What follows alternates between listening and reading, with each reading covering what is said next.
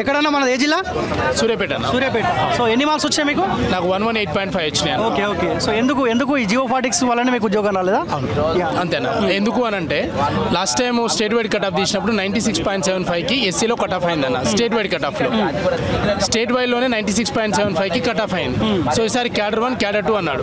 So cadre 1 cadre 2 తీసుకుంటే cadre 2లో వచ్చేసి హైదరాబాద్, సైబరాబాద్, రాచకొండ, మహబూబ్ నగర్, నాగర్ కర్నూల్, సూర్యాపేట, నల్గొండ ఇవన్నీ ఉన్నాయి కదా.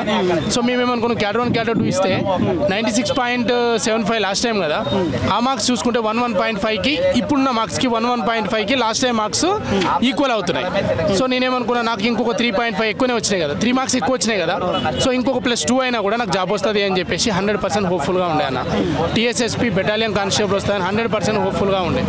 సో ఇప్పుడు అది క్యాడర్ 1 క్యాడర్ 2 కాకుండా జిల్లాల వారీగా విభజించడం వలన నాకు తెలంగాణ రాష్ట్రంలో 13 జిల్లాలలో ఉద్యోగం ఉందన్న. నాకున్న మార్క్స్కి 13 డిస్ట్రిక్ట్లో ఉద్యోగం ఉంది.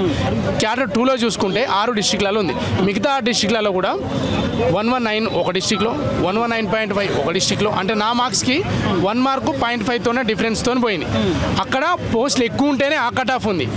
పోస్టు తక్కువ ఉన్న దగ్గర మా దగ్గర ఎంత ఉంది అంటే 123 మార్క్స్కి మాకు కట్ ఆఫ్ అయిందన్న. ఎస్సీలో నల్గొండలో కానీ సూర్యాపేటలో కానీ 123 కట్ అయింది. అంటే ఎంత డిఫరెన్స్? 4.5 marks difference. సో ఈ జియో 46 కనుక లేకపోతే మీరు గుర్తుపెట్టుకోండి అన్న, 100% నాకు జాబ్ వస్తుంది. 118.5 నాకు జాబ్ వస్తుంది. 46 తోటి మీకు జిల్లాకే పరిమితం చేసిండు అంతేనా? అంతే, జిల్లాల వారిగా కట్ ఆఫ్ విభజించింది అన్న. అది మెన్షన్ చేయలేదు ఫస్ట్ ఆఫ్ ఆల్. జియో 46 అన్నారే తప్ప పార్ట్ 2 ఫిల్అప్ చేయించుకునేటప్పుడు కూడా మీరు సివిల్కి అడిగిరు, ఏఆర్కి అడిగిరు, TSSPకి మాత్రం క్యాడర్ 1 క్యాడర్ 2 ఎందుకు అడిగిరు? అప్పుడు కూడా జిల్లాలకు అడగవచ్చు కదా.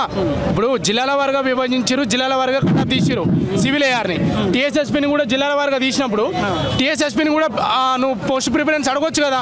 నీది ఏ డిస్ట్రిక్ట్ అని డిస్ట్రిక్ట్ వైజ్ అడగవచ్చు కదా. క్యాబినెట్ హోదాలో ఉన్న వాళ్ళందరినీ కలిసిరు కదా మీరు? అందరూ ఏమంటున్నారు?